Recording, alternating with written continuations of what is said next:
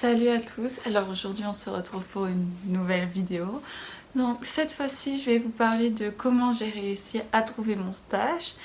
Donc si je regarde en bas, c'est comme pour la vidéo précédente, c'est parce que j'ai mes notes sur mon carnet. Donc pour être sûre de rien oublier, je vais regarder mon carnet. Donc, du coup pendant cette vidéo je vais vous dire comment j'ai trouvé mon stage et vous dire qu'est-ce que j'ai fait qui n'était pas bien, qu'est-ce que j'ai fait qui était bien, et vous donner plein de conseils. Et la première chose que je vais dire, c'est vraiment la plus importante que vous reteniez, c'est normal si ça met du temps pour que vous trouviez un stage. C'est normal, la plupart des entreprises, surtout si c'est pour un stage court, elles vont même pas répondre à votre demande de stage.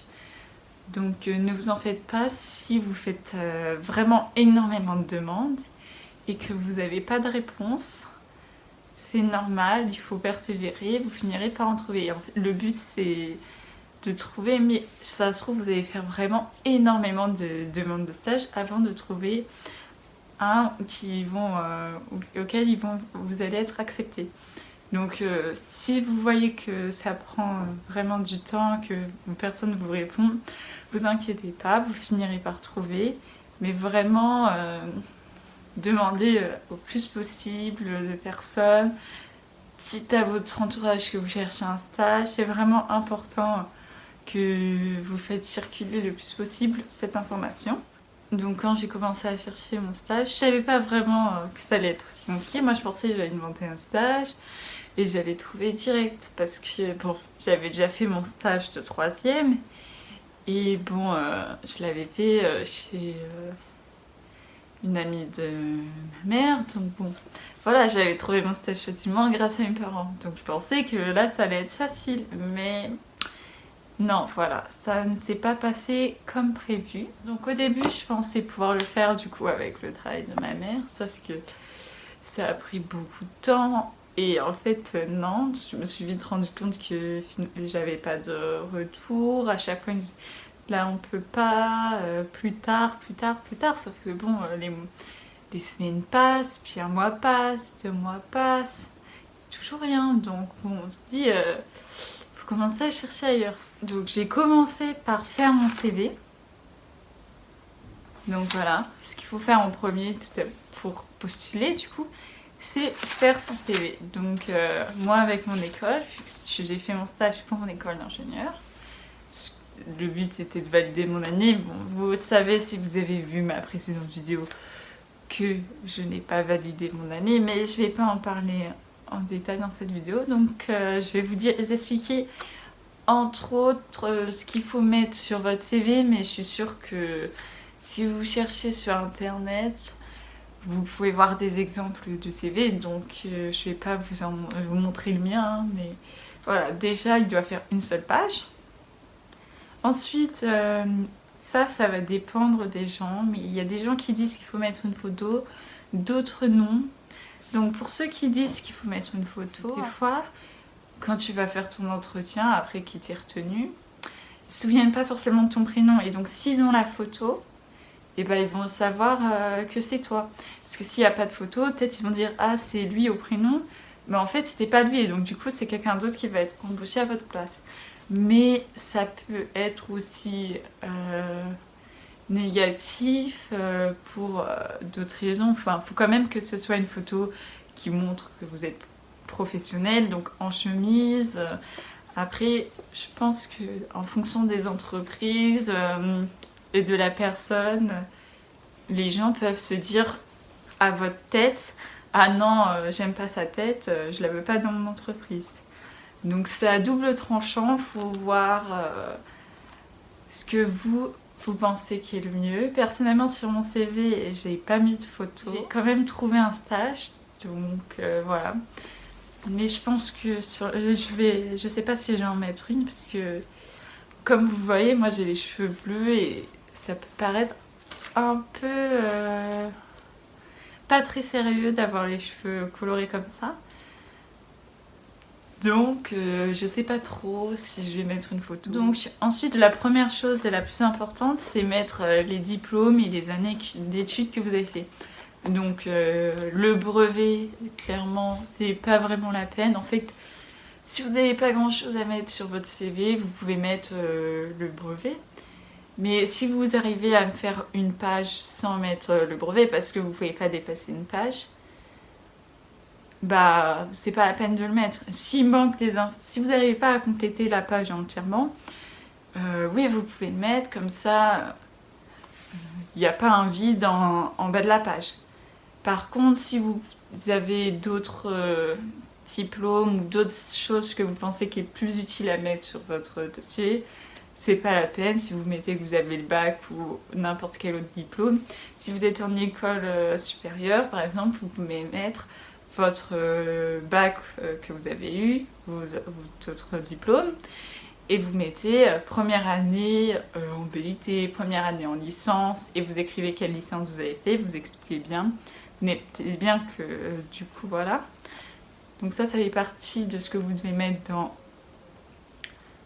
les diplômes que vous avez, même si vous ne l'avez pas, comme ça ils savent où vous en êtes dans votre niveau d'études et ce que vous savez faire, ça peut vraiment être utile. Ou après il faut mettre les compétences les plus importantes.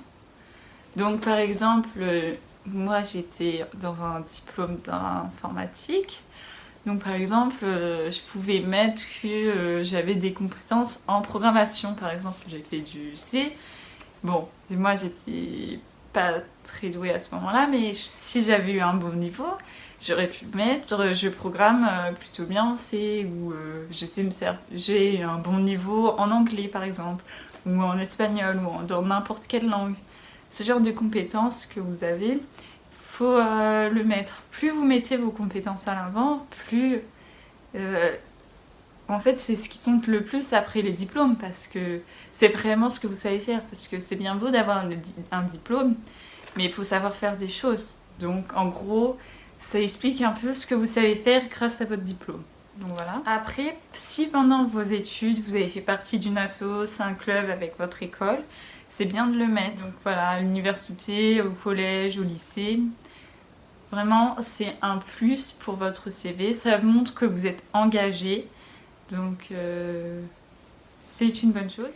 Et ensuite, vous pouvez mettre vos activités sportives. Par exemple, quand je dis sportif, c'est pas que vos activités extrascolaires. Par exemple, vous avez fait du théâtre, de la natation, de la gym, de la danse, de la musique. Voilà, ça peut, en fonction de ce que vous voulez faire comme métier, ça peut être valorisant sur votre CV. Donc voilà, je vous ai dit à peu près tout ce qu'il fallait mettre sur le CV. Bien sûr, vous pouvez mettre d'autres choses, mais après, vous trouverez des exemples de CV sur internet. Là, je vous ai juste expliqué un peu ce qu'il y avait dedans, mais je vous ai pas vraiment donné des détails. Vous trouverez vraiment sur internet, vous trouverez vraiment des exemples de CV. C'est vraiment important d'avoir un bon CV sans faute d'orthographe, mais vraiment, parce que c'est vraiment éliminatoire. Ça fait vraiment une page, donc s'il y a des fautes d'orthographe, c'est vraiment mort quoi, parce qu'en fait ils regardent le CV vraiment 30 secondes. Donc il suffit que vous fassiez une faute et hop, poubelle votre CV, ils ne regardent pas plus longtemps. Vraiment, voilà. Donc avec votre CV, il faut faire une lettre de motivation. Donc elle est autant importante que le CV, voire même plus. Parce qu'en gros, la lettre de motivation, en gros, elle explique pourquoi vous voulez ce poste. Donc c'est pour ça qu'elle est aussi importante que le CV, et même plus importante que le CV. Donc votre lettre de motivation doit être assez personnelle, et comme pour le CV, vous allez trouver des exemples de lettres de motivation sur internet. Faites pas trop de copier-coller, essayez de quand même mettre pourquoi vous voulez ce stage. Bon, après, si vous cherchez un stage par exemple ouvrier comme moi, et que vous savez pas du tout, enfin vous êtes ouvert à tout, que vous voulez juste inventer, peut-être un peu enjoliver la réalité, hein, essayez de montrer vraiment que ça vous intéresse, même si vous n'êtes pas vraiment intéressé. Vous devez expliquer pourquoi aussi dans votre lettre de motivation. C'est vous qui devrez prendre et pas quelqu'un d'autre. Donc la lettre de motivation, comme le CV, elle fait à peu près une page, peut-être même un peu moins. Du coup, vous verrez des exemples de lettres de motivation, mais ouais, faut vraiment que ce soit personnel, que ce soit pas un copier-coller d'internet parce qu'ils vont le voir tout de suite. Donc, vous devez vraiment pas faire de copier-coller vu que votre entreprise va recevoir énormément de candidatures. Si elle voit que la lettre elles se ressemblent toutes, bah, elle va pas vouloir vous prendre, quoi. Donc faut vraiment essayer de faire un truc assez personnel, même si c'est compliqué des fois d'écrire ce genre de truc. Il faut essayer le plus possible. Et comme pour le CV, pas de faute d'orthographe. Vraiment essayez de vous relire le plus possible. Demandez à quelqu'un de la relire pour vous. Mais vraiment, pas de faute d'orthographe. Donc ensuite, votre lettre de motivation plus le CV, vous allez l'envoyer par mail et par courrier à le plus d'entreprises possible. Donc vous allez faire vraiment le plus possible. Plus vous en envoyez, mieux c'est.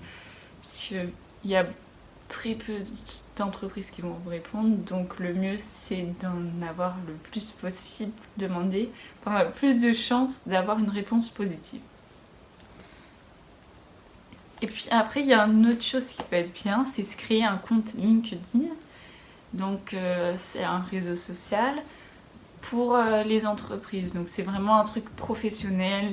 Vous avez les écoles, les entreprises. Donc grâce à LinkedIn, vous pouvez faire des posts dans lesquels vous pouvez mettre votre CV pour que les gens le repostent et que d'autres entreprises puissent voir votre CV.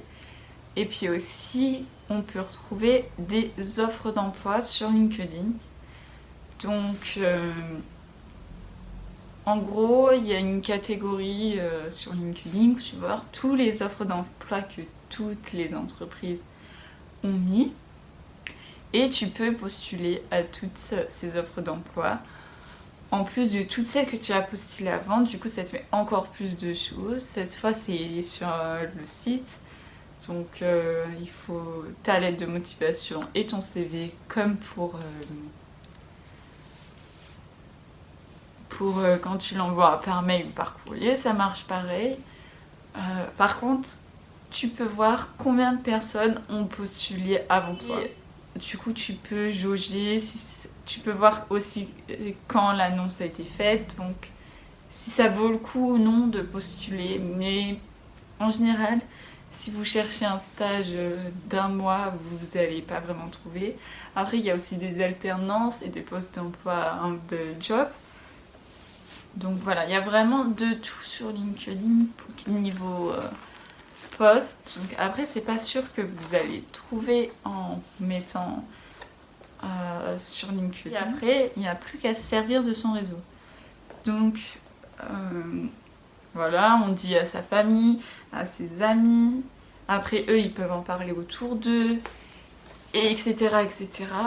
Et s'imagine, il y a une personne qui cherche, et bah, ils peuvent dire, ah bah, machin, elle cherche aussi. Et on peut les mettre en contact et avoir son stage. Donc moi, personnellement, j'ai eu de la chance. J'ai postulé à une offre de stage sur LinkedIn. Il y avait 3-4 personnes qui l'ont trouvé. Je suis vraiment tombée dessus par hasard. Et c'était pas à côté de chez moi. Franchement, il fallait mettre 2h30 de transport pour y aller en RER. Donc, je l'ai quand même postulé. Je me suis dit, bon, de toute façon, je serai pas prise. Au final, j'ai été prise. Du coup, je suis partie chez mon grand-père pour être plus près et pouvoir faire mon stage dans des meilleures conditions. Après, si vous ne pouvez pas faire près de chez vous, vous n'avez pas d'endroit. C'est vrai que 2 heures de... En vrai, j'aurais pu le faire chez moi, 2h30 de transport. Il y en a qui le font tous les jours. Pour moi, c'était mieux de le faire, d'aller vivre chez mon grand-père pendant 1 mois et demi parce que je le pouvais, et si j'avais pas pu, je serais restée chez moi. Donc voilà. Mais ça, c'est comme vous pouvez le faire. Si vous avez que trouvé un stage loin de chez vous et que vous devez prendre un logement pour le faire, c'est bien aussi, hein, parce qu'il y a vraiment beaucoup de mal pour trouver ce genre de stage. Moi j'ai une amie, elle n'a pas pu le faire en région parisienne et pourtant elle est parisienne parce qu'elle n'a pas trouvé. Et voilà, hein, c'est pour vous dire à quel point c'est compliqué de trouver un stage. Mais il ne faut pas non plus que vous suppliez les entreprises de vous prendre. Voilà. Et donc je pense que j'ai dit tout ce que j'avais à dire sur comment trouver un stage. Donc j'espère que cette vidéo vous aidera à trouver un stage. Si elle vous a aidé, n'hésitez pas à revenir dans les commentaires de cette vidéo et à me le dire, parce que étant donné que je poste pas beaucoup de vidéos, hein, je sais que j'en poste pas beaucoup, c'est que la deuxième. J'espère plus tard pouvoir en poster plus régulièrement, mais en attendant, je vous retrouve bientôt, j'espère, pour une nouvelle vidéo.